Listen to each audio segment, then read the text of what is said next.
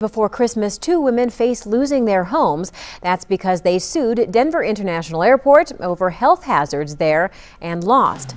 9 Wants to Know's Deborah Sherman talked exclusively with the women, who now say the city is asking them to pay some of its legal fees. Bozzy, the women think that the city is punishing them for exposing what they say are widespread contamination problems at DIA. They sued to get the airport to clean it up, but they lost. Now the city wants them to pay back about $200,000 in attorney's fees and costs. That's a drop in the bucket to the city, but to the women, it would mean the loss of their homes.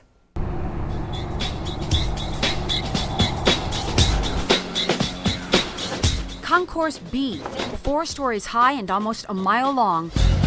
We see it. It's the longest. We breathe it. Busiest. We smell it continually.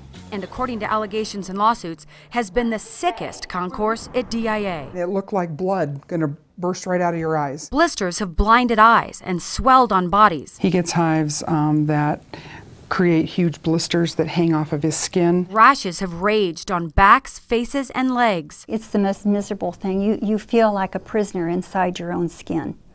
There's no relief. There's absolutely no relief. No relief, even today. Ooh, it just itches when I start messing with it. According to lawsuits, Jody Hubbard, Terry Crandall, and more than 150 others who have worked on Concourse B have been sick, very, very sick. People should not have to work in a building like that. In 1999, after Crandall and Hubbard noticed everyone around them getting sick, they sued the airport in state and federal court.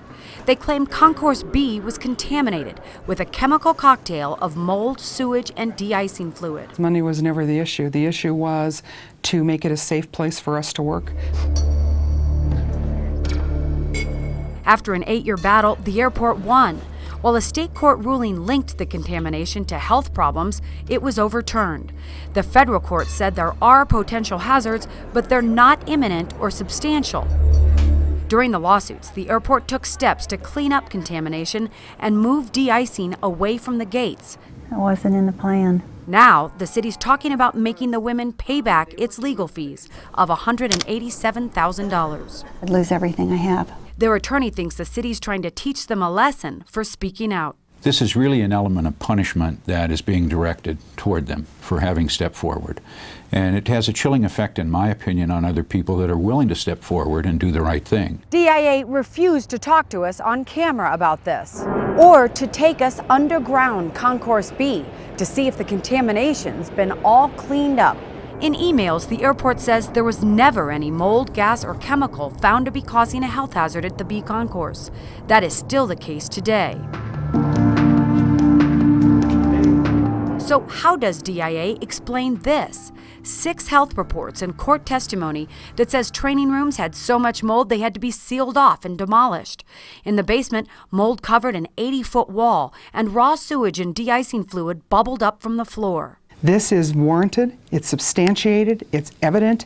We've never once been told in court, you people are crazy, there's nothing wrong there. While DIA won't show you alleged problems under Concourse B, it is quick to publicize its 4 newly remodeled bathrooms, which cost taxpayers $6 million. I think we should be entitled to know, along with the rest of the traveling public, that DIA is safe. We've learned the city has waived fees in other cases. Why not this time?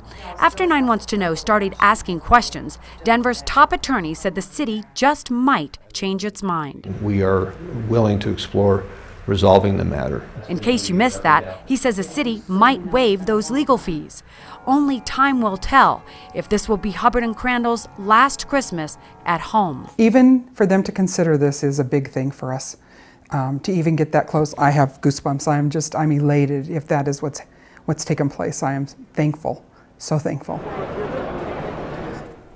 Now, despite what the city attorney told us on camera, we understand tonight that the city's insurance company will have the final say. At the very least, the women hope the airport will let you and us see for ourselves underneath Concourse B, and will publicize any studies that prove the airport is a safe place to work and travel. Bozzy. So, Deborah, you say the city has waived fees before in some cases. Is that a common practice? Well, we asked City Attorney David Fine that, and he said in some cases they do waive the fees and in some cases they don't.